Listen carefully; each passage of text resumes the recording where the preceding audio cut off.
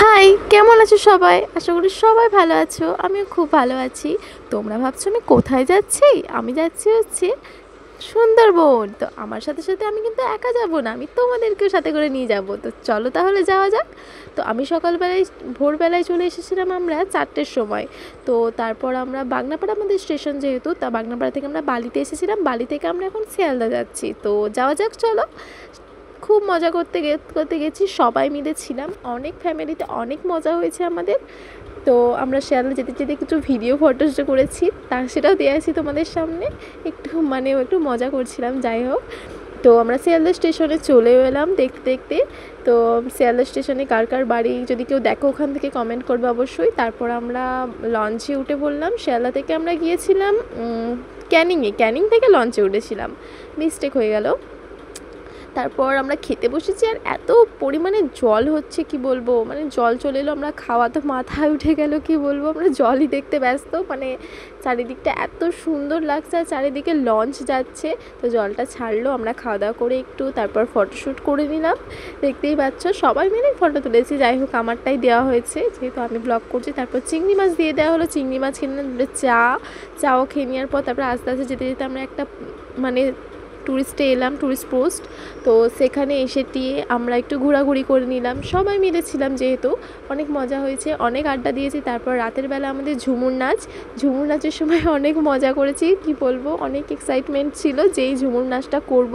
তো সুন্দরবন গেলে ঝুমুর নাচ তো অবশ্যই তোমরাও করো, কারণ এটা একটা স্মৃতির মতো থেকে যায়। ওদের সাথে নাচ করা, ওদের মতো তালে তাল মিলিয়ে পায়ে পায়ে মানে সেম ধাপে নাচ করা, তারপর আবার নিজে গলায় গাচ্ছে যে গানটা, খুব সুন্দর, মানে এত সুন্দর মনোরম পরিবেশ, তোমাদের মানে বলার মতো, বলার বাইরে আমার।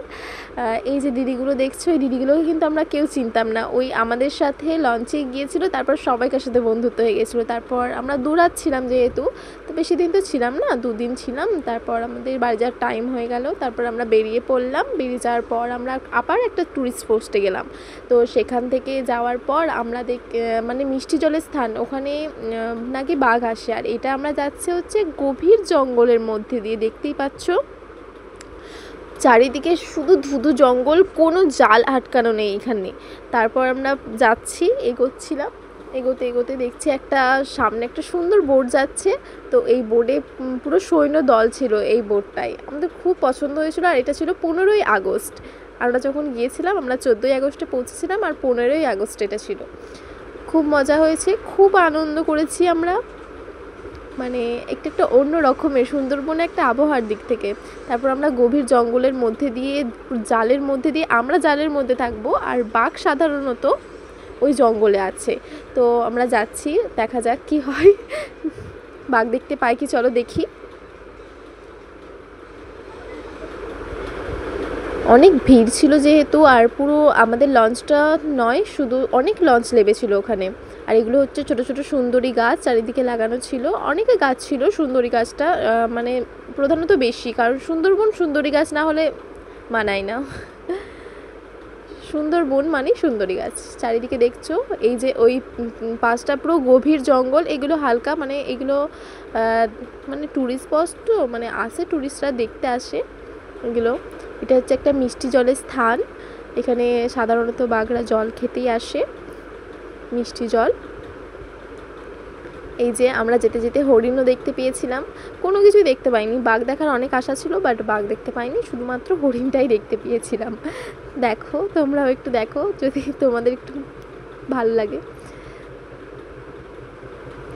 আমরা ভেবেছিলাম যে বাঘ দেখতে পাবো, অনেকে বলছে যে বাঘ দেখতে পাবো, বাট না, বাঘ আমরা দেখতে পেলাম না। যাই হোক, শীতকালে বলছে নাকি বাঘটা বেরোয়। হরিণ দেখে বাড়ি এলাম, কী করা যাবে। তারপর এটা পেরিয়ে আমরা চলে গেলাম আবার একটা নতুন ট্যুরিস্ট স্পটে। এটা থেকে বেরিয়ে আমরা চলে গেলাম হচ্ছে গভীর মানে নদী। তারপর আমরা বাড়ি যাওয়ার টাইম চলে এলো। তারপর আমরা লঞ্চের ভেতরে একটুখানি ভিডিও বাগেরা করে নিলাম। দেখতেই পাচ্ছ লঞ্চটা পুরো কত সুন্দর লাগছে, লঞ্চটার ভেতরটা অনেক সুন্দর। যাই হোক, তোমাদের যদি ভিডিওটা ভালো থাকে, যদি লাস্ট পর্যন্ত দেখে থাকো, এবার আমরা সবাই সাবস্ক্রাইব করে দেবে, লাইক করে দেবে।